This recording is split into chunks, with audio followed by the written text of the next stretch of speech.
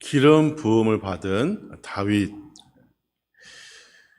성경에서는 계속 뭐라고 이야기하냐면 여호와께서 사울을 버리다, 계속 하나님께서 버리셨다라고 이야기를 합니다. 근데 엄밀하게 따져보면 하나님께서 사울을 버리신 것이 아니라 사울이 하나님을 버렸다라고 하는 것으로 우리가 이해할 수 있습니다. 하나님께서 버리신 것이 아니라 사울이 하나님을 버리게 되어집니다. 성경에서 앞부분에서 보면 기름 부음을 받은 자는 하나님, 사무엘이 기름 부음을 받았지만 하나님께서 사울에게 기름 부음을 받았다라고 이야기합니다. 근데 그 당시에 기름 부음을 받은 자는 기름 부음을 부은 자의 말씀대로 순종해야 하는데 그렇게 하지 않습니다. 하나님의 말씀대로 그가 순종하지 않고, 또 결정적인 계기가 된 것이 앞에서 살펴보았던 아말렉과의 전쟁이죠. 그래서 이스라엘 백성들이 홍해를 건널 때 제일 먼저 맞닥뜨린 전쟁이 아말렉과의 전쟁이었고, 그 전쟁이 끝나지 않았다라고 출애굽기에서 이야기하고 있고, 그 전쟁을 사울 때 와서 완전히 그 전쟁을 마치려고 했는데 사울은 그렇게 말씀대로 순종하지 않죠. 왜냐하면 좋은 것들은 다 챙겨오고, 그가 나중에 사무엘에게 뭐라고 이야기하냐면 하나님 앞에 제사 드리려고 잡아왔다. 근데 아마 아닌 것 같아요. 제가 봤을 때는 그냥 욕심이 있어서 그것을 가져오고, 또 왕 아갑도 잡아오게 되어지죠. 왜냐하면 전리품으로서 왕만큼 큰 것이 없기 때문입니다. 그래서 아말렉을 진멸하라라고 하는 그 명령에 불순종함으로 결국 사울의 왕위는 누구에게 옮겨가냐면 다윗에게 옮겨갑니다. 그래서 오늘 본문 뒷부분에서는 기름 부음을 받은 다윗이 결국 기름 부음을 받게 됩니다. 하나님은 결국 사울을 버리시기로 결정을 합니다.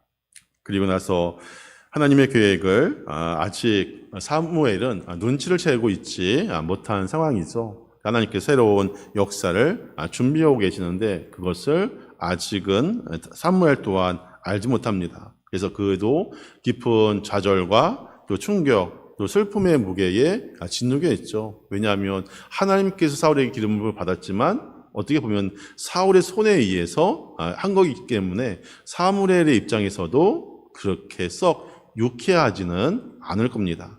잘 할 거라 생각하고 하였지만 그렇게 하나님의 말씀대로 순종하며 살아가지를 못합니다. 주일날에도 말씀드렸듯이 여기 보면 하나님의 말씀을 듣고 순종하는 자와 듣고 순종하지 않는 자가 이 기초가 다르다라고 말씀을 드린 것처럼 순종은 매우 중요한 것 가운데 하나입니다. 내 생각대로 내 가치관대로 살아가는 것이 아니라 하나님께서 말씀하시면 내가 그 말씀대로 살아가겠습니다. 비록 그것이 나에게 지금 당장은 손해일 듯 보이고 불이익이 나에게 올 수 있지만 내가 하나님 말씀대로 뜻대로 살아간다면 그것이 복이 있는 인생이 되어집니다. 그래서 지금 사무엘은 큰 충격에 빠져 있죠. 어떻게 이 나라가 어떻게 될지, 또 이 나라의 민족의 행방이 어떻게 될지 큰 염려 가운데 사무엘이 있습니다. 그때 하나님께서 뭐라고 말씀하고 있냐면 사무엘상 16장 1절 말씀은 제가 한번 읽겠습니다. 여호와께서 사무엘에게 이르시되 내가 이미 사울을 버려 이스라엘 왕이 되지 못하게 하였거늘 내가 그를 위하여 언제까지 슬퍼하겠느냐. 지금 하나님께서 어떻게 보면 단호하게 나무라고 했죠. 이거 언제까지 울고 있을래? 근데 언제까지 슬퍼하고 있겠느냐라고 이야기합니다. 그러면서 또 사무엘에게 명령을 내리죠. 그래서 네 번째 줄 끝에 보면 너는 뿔에 기름을 채워가지고 가라. 내가 너를 베들레헴 사람 이새에게로 보내리니 이는 내가 그의 아들 중에서 한 왕을 보았느니라 하시는지라. 지금 너 이제 그만 멈추고 이제는 새로운 과제를 하나님께서 주시는데 기름병을 준비해서 뿔에다가 기름을 담아서 어디로 가라고 이야기하냐면 베들레헴 사람 이새에게 가라라고 하나님께서 사무엘에게 이야기를 하십니다. 그러면서 그 아들 중에서 뭐라고 이야기했냐면 한 왕을 보았느니라. 그런데 한 왕을 준비했다라고 말씀을 하고 있습니다. 베들레헴은 아주 작은 시골 마을입니다. 지금 사무엘은 어디에 있냐면 라마라고 하는 곳에서 좀 상당히 떨어진 곳에 아주 외곽에 있는 작은 그러한 마을입니다. 어떻게 본다면 하나님께서 일하시는 방법은 인간이 기대하는 것과는 전혀 다르죠. 그래서 어떻게 보면 큰 도시에서 좀 잘 성장한 사람을 이렇게 왕으로 하면 좋았을 텐데 그렇게 하지 않고 작은 부락 베들레헴의 사람 이새에게로 해서 그 아들 중에서 왕을 세웠다라고 말씀을 하고 있습니다. 그런데 지금 사무엘의 마음속에는 무엇이 자리 잡고 있냐면 두려움이 자리 잡고 있죠. 왜냐하면 지금 정치가 아주 매우 불안정한 상황 가운데 있습니다. 지금 어떻게 본다면 사울 왕도 자기의 왕위가 길지 못할 것이다 라고 하는 것을 직감하고 있었고 또 사무엘에 의해서 폐위를 당할 것을 알고 있었기 때문에 이것은 사울뿐만이 아니라 그 당시에 있었던 모든 사람들도 그와 같은 그런 정세를 알고 있었기 때문에 사무엘에게도 두려움이라고 하는 마음이 있었습니다. 그러니 지금 사무엘이 하나님의 명령에 의해서 다른 사람에게 가서 기름 부음을 한다면 어떻게 본다면 사울 왕의 보복 또한 그 내심 사무엘은 두려워했을 것 같아요. 왜냐하면 지금 사울이 가만히 있지 않겠죠. 다른 사람에게 기름 부음을 왕으로서 기름 부음을 하기 때문에 그것을 알면 두려워하게 됩니다. 사무엘상 16장 2절과 3절에 있는 말씀을 우리 한 절씩 교독을 해보도록 하겠습니다. 2절은 제가 읽습니다. 사무엘이 이르되 내가 어찌 갈 수 있으리까? 난 못 갑니다. 지금 이렇게 이야기하죠. 사울이 들으면 나를 죽이리이다 하니 내가 죽을 것 같습니다. 못 갑니다 라고 이야기하니까 하나님께서 뭐라고 이야기하냐면 여호와께서 이르시되 너는 암송아지를 끌고 가서 말하기를 내가 여호와께 제사를 드리러 왔다 하고 3절은 같이 읽습니다. 시작.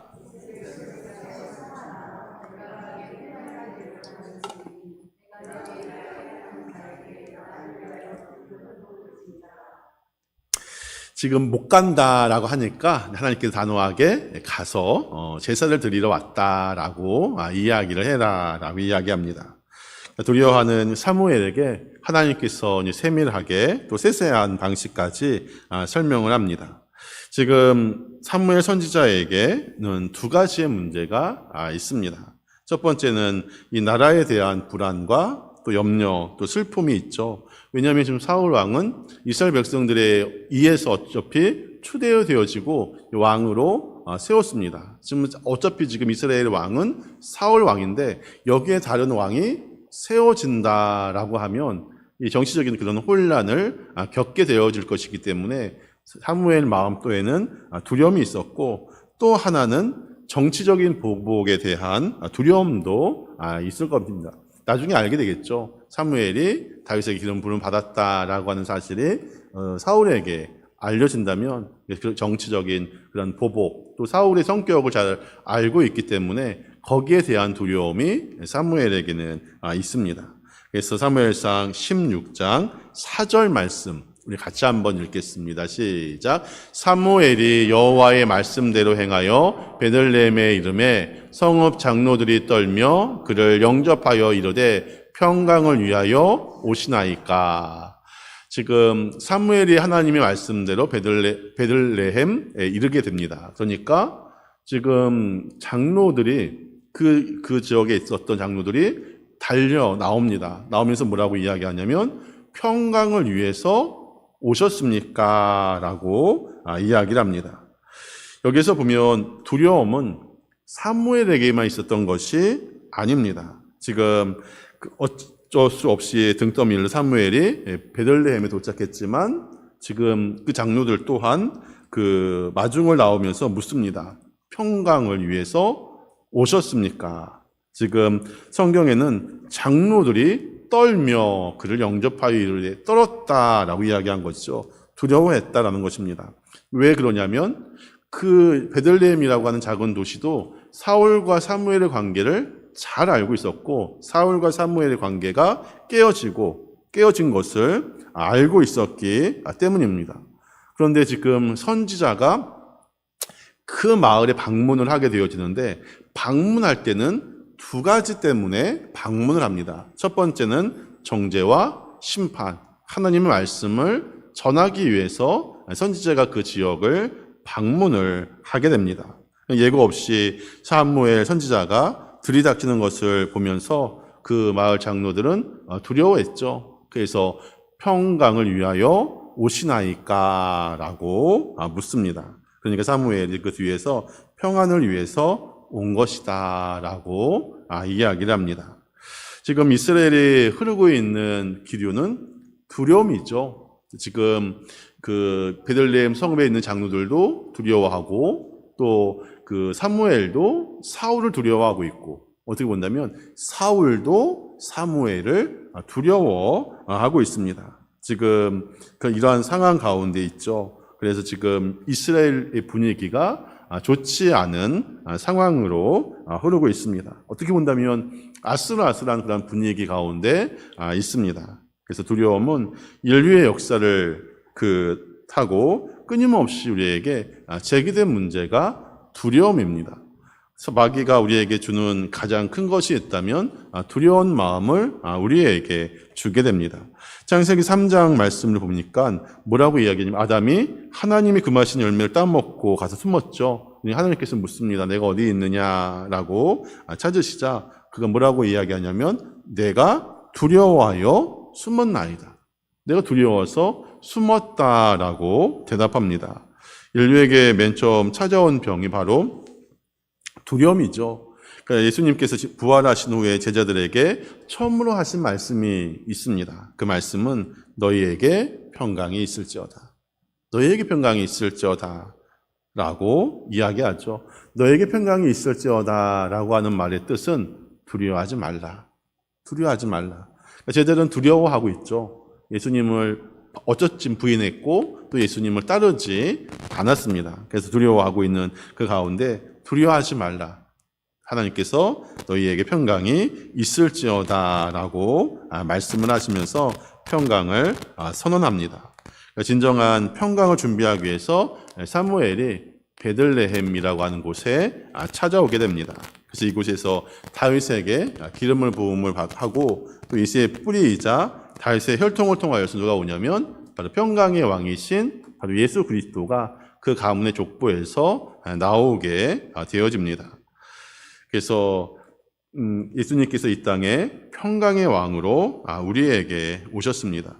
그래서 예수님께서 평안을 위해 우리를 구속하신 것이죠. 구속했다라고 하는 말은 감옥에서 평생 노역을 해야 하는 그런 상황 가운데 있는데 어떤 사람이 그 사람의 죄값에 있는 그 사람의 그 값을 치르고 그 사람을 사서 자유롭게 풀어주고 자유롭게 만들어준 것, 여기에서 나온 것이 구속했다라고 하는 그런 의미가 있습니다.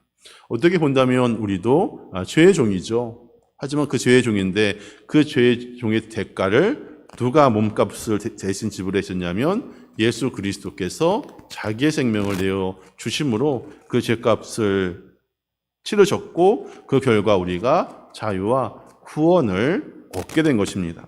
이것을 뭐라고 이야기하냐면 고린도후서 5장 17절에 있는 말씀을 보면 같이 한번 읽습니다. 시작. 그런즉 누구든지 그리스도 안에 있으면 새로운 피조물이라. 이전 것은 지나갔으니 보라 새 것이 되었도다.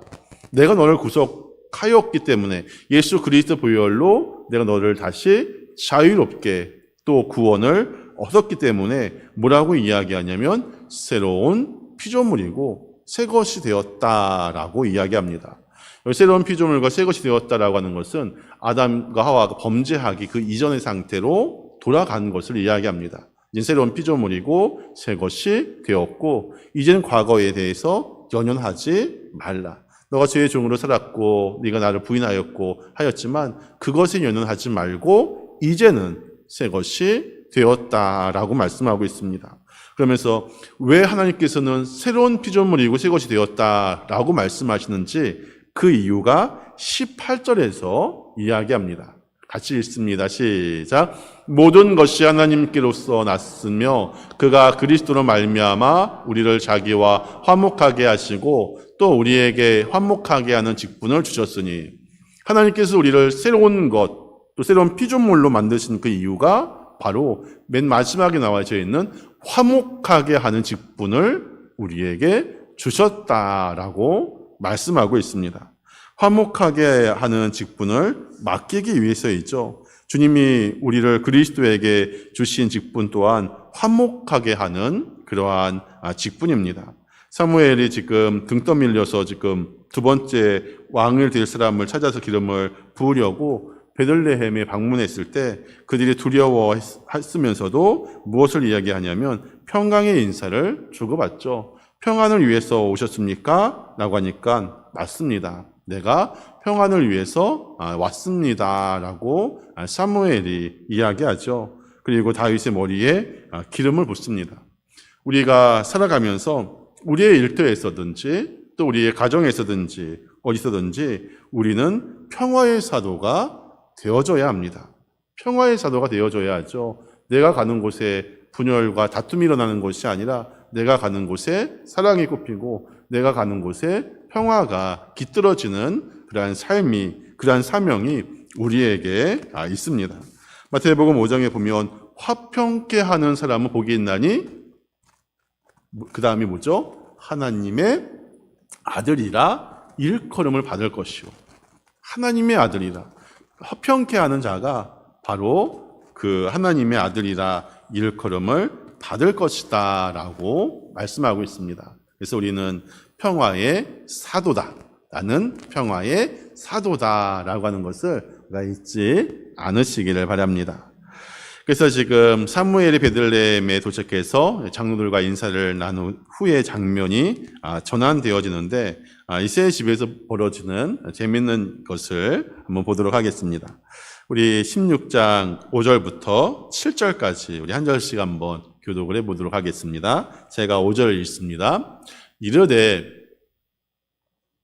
16장 5절,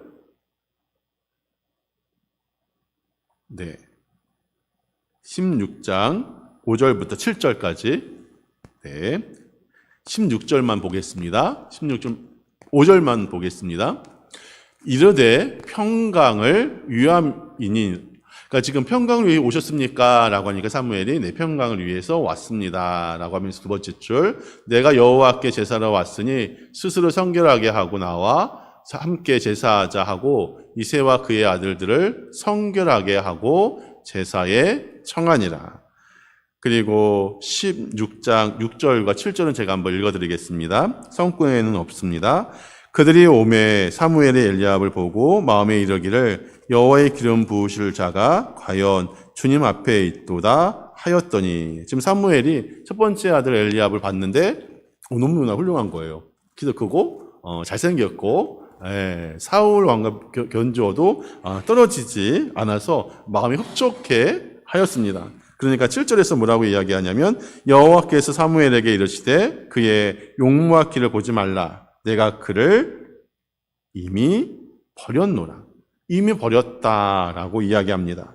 그러면서 내가 보는 것은 사람과 같지 아니하니 사람은 외모를 보거니와 나 여호와는 중심을 보노니라 하시더라. 하나님께서 내를 버렸다라고 이야기를 합니다. 어떻게 보면 사무엘도 첫 번째 아들이 마음에 들었던 것 같습니다. 하지만 하나님께서는 뭐라고 이야기하냐면 내가 그를 버렸다라고 이야기를 합니다.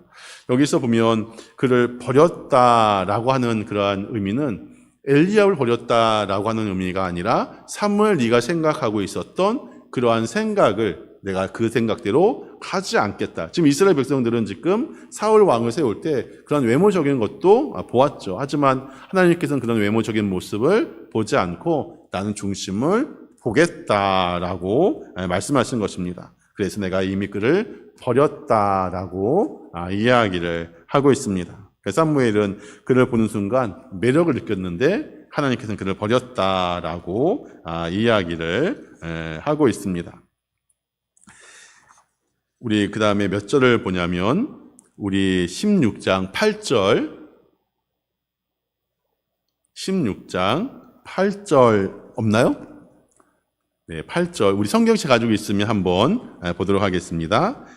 사무엘상 16장 8절부터 10절까지 우리 제가 읽도록 하겠습니다.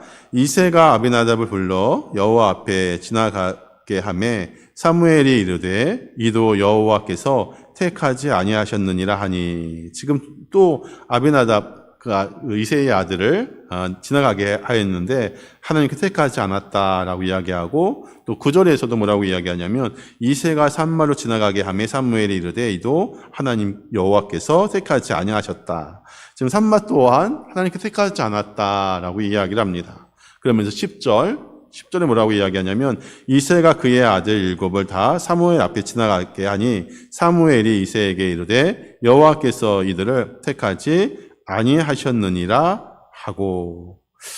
지금 이새의 아들을 모두 다 불러오죠. 다 불러왔는데 다 지나가게 합니다. 그런데도 여기에서 지금 택하지 않았다라고 이야기합니다. 7명의 아들이 순서대로 지나가죠. 그래서 한 사람씩 차례대로 지나가는데 하나님께서 택하신 사람이 없다라고 이야기하죠. 그래서 한 사람 또 한 사람이 지나갈수록 그 자리에 있던 사람들의 마음은 점점 불편해지고 또 이상해졌을 것입니다. 첫째도 아니고 둘째도 아니고 그렇게 7 아들이 다 지나갔습니다. 그때 그 사무엘이 뭐라고 이야기하냐면 16장 11절 16장 11절 말씀을 보니까 이건 제가 읽겠습니다. 또 사무엘이 이새에게 이르되 내 아들들이 다 여기 있느냐? 이새가 이르되 아직 막내가 남았는데. 지금 여기서 보면 막내가 남았다라고 이야기합니다. 보통은 그냥 내 막내 아들 다윗 이름도 나오지 않죠. 막내 아들이 하나 남았는데 근데 그는 양을 지키는 나이다. 지금 양을 지키고 있다라고 이야기합니다. 모든 아들 다 불러오라고 했는데 지금 8째가 되어지는 이 아들은 부르지도 않습니다. 그러면서 뭐라고 이야기하냐면 막내고 양을 지킨다. 우리가 양을 이렇게 지킨다, 또 양을 목양한다라고 했을 때 우리는 생각으로는 보면 목가적이고 참 이게 평화로워 보이고 하죠. 하지만 그 당시에 목자는 존경받는 직업이 아니죠. 왜냐하면 안식일을 제대로 지킬 수 없고 또 율법 교육을 제대로 받을 수 없기 때문에 그렇게 존경받는 직업은 아닙니다. 그러니까 지금 이새가 사무엘에게 뭐라고 이야기하냐면 양을 치는 사람이다라고 이야기합니다. 그러면서 4번째 줄에 보니까 사무엘이 이새에게 이르되 사람을 보내어 그를 데려오라. 그가 여기에 오기까지는 우리가 식사 자리에 앉지 아니하겠노라. 지금 마지막에 있는 8번째 아들 또한 데리고 오라라고 이야기를 하게 됩니다. 근데 여기서 보면 아까도 얘기했듯이 막내 그리고 들에서 양을 치는 사람, 보잘것없는 사람이다 라고 지금 아버지는 그렇게 생각을 하고 있죠. 형제들에게 무시당하고 또 주목하지 않는 그 사람, 그리고 하나님께서 일하시는 방식이 이렇죠. 저는 조건도 안 보고 또 스펙도 안 보고 또 연결 고리가 없는 사람, 또 사람들이 주목하지 않는 그 사람을 통하여서 하나님의 일을 하나님께서는 해 나가시는 것을 우리가 경험하게 됩니다. 사무엘이 그를 데려오라고 하고 그 사무엘의 이 요구 때문에 그 자리는 매우 어색해졌을 것입니다. 왜냐하면 지금 앞에 형들이 줄줄이 있고 기라성 같은 그런 사람들이 있는데도 불구하고 그 사람이 아니고 지금 양을 치고 있고 막내 하고 있죠. 그래서 결국 다윗이 아버지의 부름에 오게 됩니다. 급하게 오게 됐죠. 그러니까 지금 다윗의 모습이 우리가 아주 잘생긴 그런 얼굴이 아니죠. 소똥 냄새가 나고 양 냄새가 나고 또 검불이 붙어 있고 또 땀에 쩔어 있는 꾀죄죄한 그런 모습으로 아마 헐레벌떡 집으로 왔을 겁니다. 그런데 하나님의 눈에, 하나님의 사람이 눈에 비친 다윗의 얼굴을 성경은 뭐라고 이야기하냐면 16장 12절 말씀 우리 같이 한번 읽겠습니다. 시작.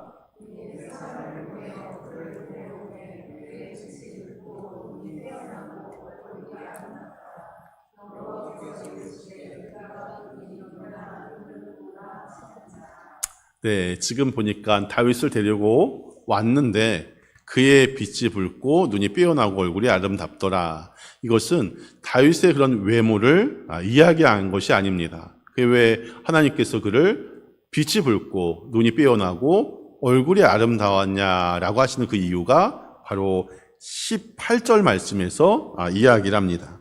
18절 말씀 우리 같이 한번 읽겠습니다. 시작.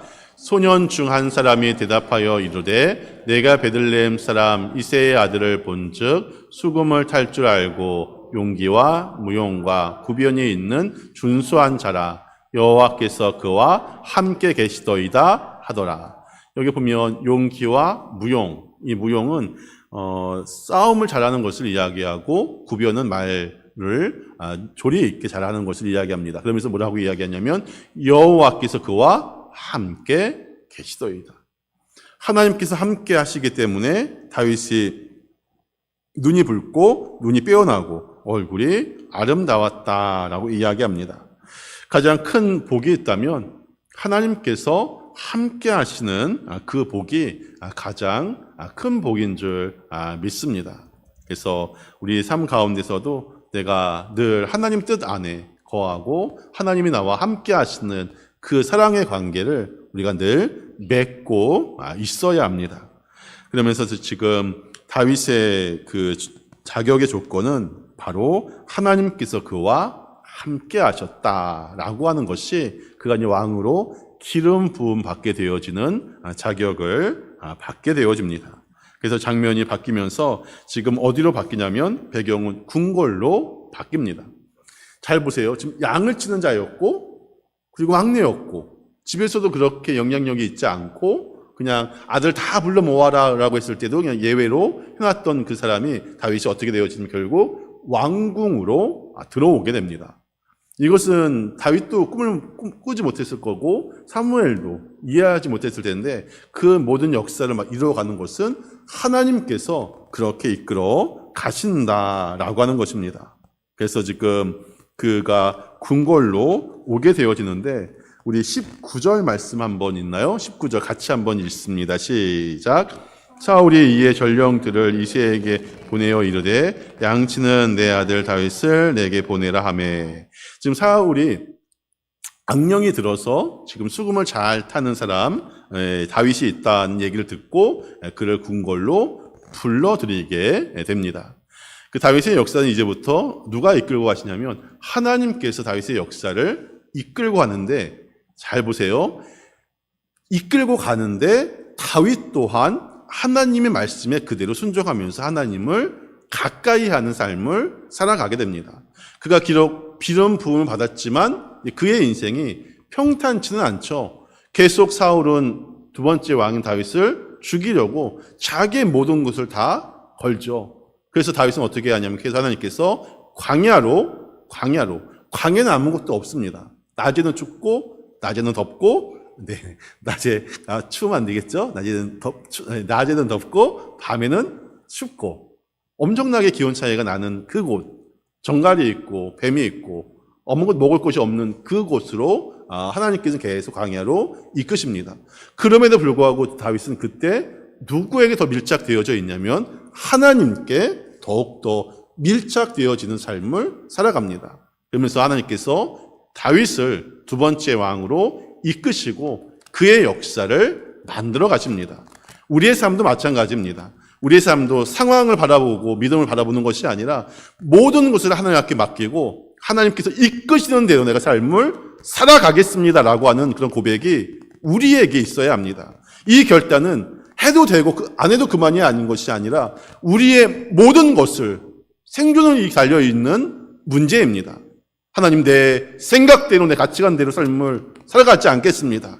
다윗처럼 내가 하나님께 밀착되어져 있는 것처럼 나의 삶도 하나님 앞에 밀착되어지는 삶을 살아가겠습니다라고 하는 그런 결단이 이 시간 저와 여러분들에게 있기를 기원합니다. 기도하겠습니다.